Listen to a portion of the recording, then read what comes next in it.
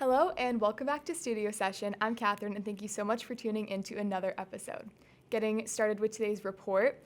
For reading, I'm on my fourth book of the year, which is crazy. I'm just flying through books. And I just started The Secret History by Donna Tartt, and I only started it last night, so I'm only like 20 pages in, so I can't really tell what it's exactly about yet or if I'm gonna like it, but the first 20 pages have been good. For eating, my mom bought Teddy Grahams the other day, and I have not had Teddy Grahams in like years, so it was just so fun to like rediscover a snack from my childhood. They're great. For playing, recently I've been hitting kind of like the play all feature on Apple Music for like some of my favorite artists. Like if you go to their profile, you can just like click play all and it just like rotates through their entire discography instead of a specific album. And I really like that because I'm exploring new songs by my favorite artists that I hadn't listened to before. So love that feature. For obsessing, I've just been loving Pinterest as a whole. It's just so fun to create mood boards, vision boards, and just like different boards of your favorite things. For recommending, I recommend that you buy a planner. It just helps you stay so much more organized. I love writing down my school assignments, just things I have to do, and it's just really satisfying to check off your boxes when you're done.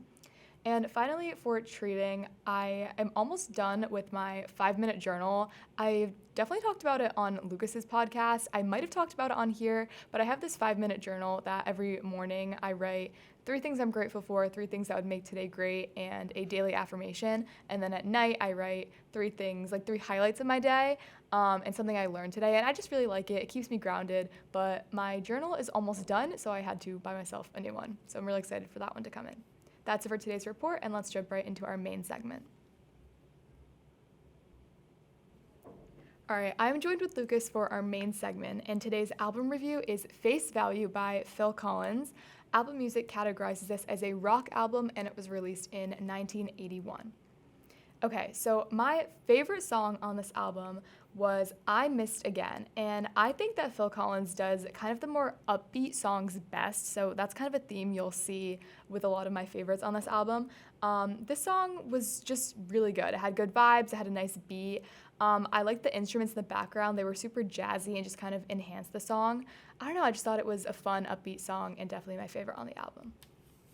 For my favorite song on this album, I gotta go with the classic "In the Air Tonight." I know that might be boring, but I just feel like it's the undisputed champ. It stands out, and simply for the fact that it has that iconic drum part, the thumping, and I just think it's the best one on this album.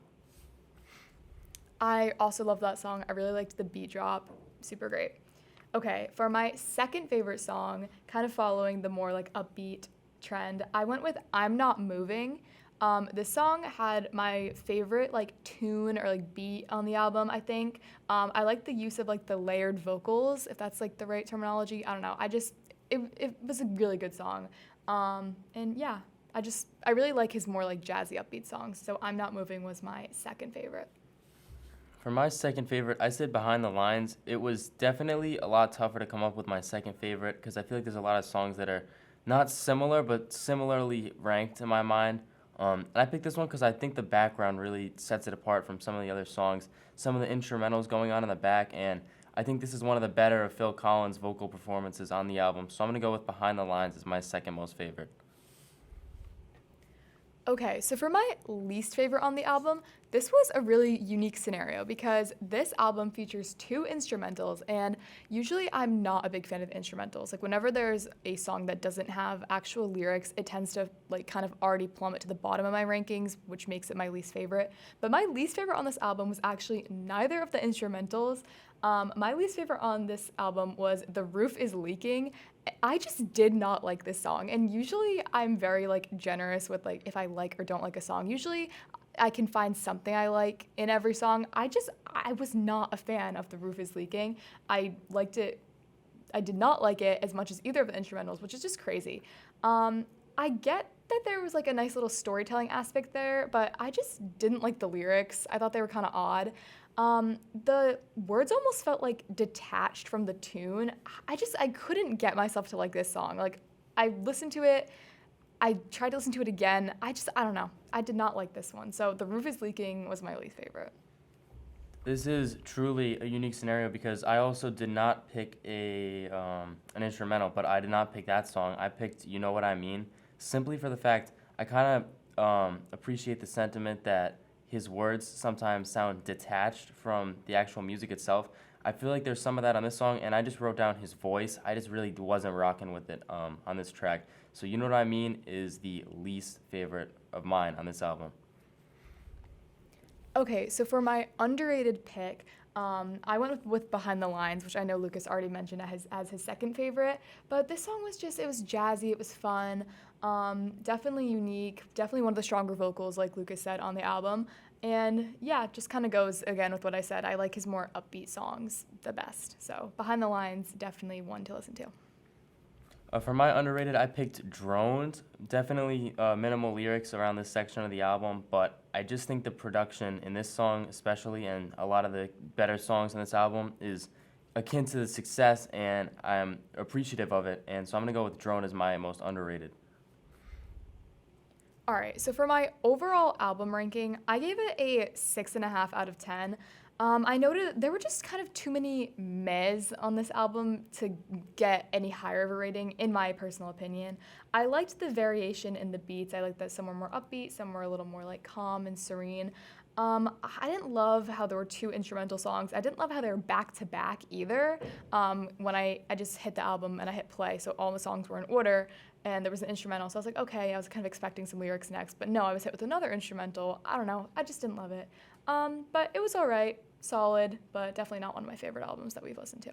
All right, so overall on this album, I'm going with a 7.25. I'm not typically a guy that uses decimal points. I just like to give it to you straight, but I think this is not worthy of a 7.5, but I think it's better than a 7, which would be one of the lower ratings that I've handed out so far. But honestly, there's just some pieces that just can't be ignored on this album but there's also some highs. Overall, I think 7 is a fitting number, and I'm going to give Phil the benefit of the doubt and bump it up to 7.25. That is it for our main segment today, and let's jump right into our next one. Okay, so for our next segment today, we are back with another Playlist Essentials, and this topic is going to be songs over 7 minutes. These are kind of longer songs. When I Googled the average song length, it was like about 3.5, 3.8-ish minutes. So I figured 7 minutes was a good kind of indicator of if a song was longer than normal. So these are our favorite songs over 7 minutes. So in third place, I gave it to a classic, American Pie by Don McLean. This is about an 8.5-minute song. This is just a classic, like I said. Everyone knows this song. It touches upon world events, the singer's personal experiences, and I love all the different parts of it. It almost feels like a couple of songs all meshed together in one, but it still makes sense. It's cohesive. So I just really like this song. So American Pie, a staple, and that's my third place. Okay, I'd like to start by saying that I definitely thought long and hard about this list. I came up with 6 honorable mentions that I either already listed or just didn't make the cut. And those would be Prom/King, Pyramids, Pinata, Free Bird, Cinderella, and Perfect Circle/Godspeed by various artists. But my third song is Irene by Beach House. This track is about 17 minutes long, and there's a gap in between it. It's kind of a serene-esque track. It's got some rain instrumentals, which I really appreciate, and Beach House is definitely a great collection of artists. I highly recommend you go listen to them. This track is just a great one for studying, very reminiscent of the Andre Flute album. I know I have to bring that up once an episode, but I really like this song, Irene, and that's my third Playlist Essential. Okay, so when thinking of long songs I actually enjoyed, it was honestly hard because when a song is too long, I typically don't like it. I get bored. I just think it could be cut shorter. So when I was going back on my playlist and looking for songs that I did enjoy that just happened to be over 7 minutes, I found Mirrors by Justin Timberlake. And this is an 8-minute song, but honestly, like I knew it was long, but it just doesn't feel like 8 minutes because I think it's cohesive. It's kind of a great throwback song. I just really like this song, and because I almost didn't even realize it was this long, I think that means it's done well in my opinion. It's just a classic, and I definitely love this song. So Mirrors by Justin Timberlake is my second favorite long-winded song. For my second favorite, I'm going to go with a very happy song. This actually did not make the cut for when we did the episode where it was like the most good songs to get you in a good mood. I'm going with Sweet slash I Thought You Wanted to Dance by Tyler, the Creator. I really like this song. 9 minutes and 48 seconds on this one, so definitely a longer listen. But I can just really appreciate Tyler's work. I like the production. I like what's going on in the back. It kind of tells a story relative to the whole album coming off of Igor too. So yeah, go check this song out as well. That would be Sweet slash I Thought You Wanted to Dance by Tyler, the Creator. All right, my number one pick. This is the song I immediately thought of when I thought of songs over 7 minutes. It's a 10-minute song, and it is All Too Well 10-minute version by Taylor Swift. This song is just packed with emotion. She has the regular All Too Well, which is about like maybe a 5-minute song, but just the fact that she can make it 10 minutes and it still is just such a perfect song is incredible. It's just so much emotion. It's raw. It's just, I love this song so much. And when I saw Taylor Swift in concert last May, she played this song, and I was just shocked that I knew every word. Like, it's just insane how captivating this song is, and all the fans knew it word for word, even though it was a 10-minute song, which is just crazy. I love the song so much. All Too Well 10-minute version by Taylor Swift. Incredible song, and definitely my favorite over 7 minutes. So one thing that most of the songs on my list have in common, not only are they longer than 7 minutes, but I feel like with these longer songs, you can't listen to them on repeat or it gets kind of old pretty quick. For example, like I said, Irene is about 17 minutes long. Not really stacking that one back to back in my rotation. But the only of these songs, the only one that I denoted as able to listen to, like I could listen to this like 7 times in a day and not get bored, is American Pie.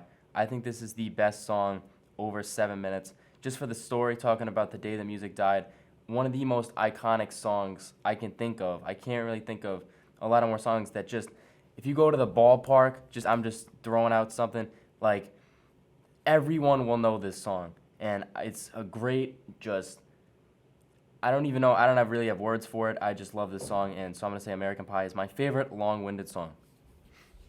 American Pie is just such an American classic. Everyone knows it. Everyone loves it. I think it definitely deserved to make both of our lists today. All right, that's it for our playlist essentials, and let's jump into our final segment. Okay, so on our next podcast, you can expect for a amazing album, Fulfillingness's first finale.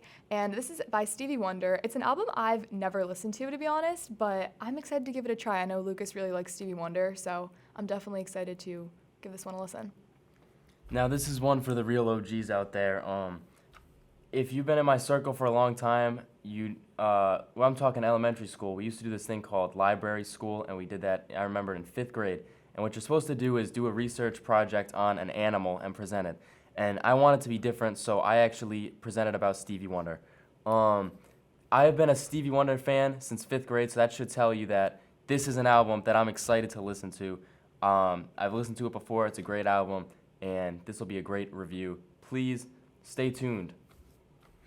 Thank you so much for listening, and we'll see you next time. Bye.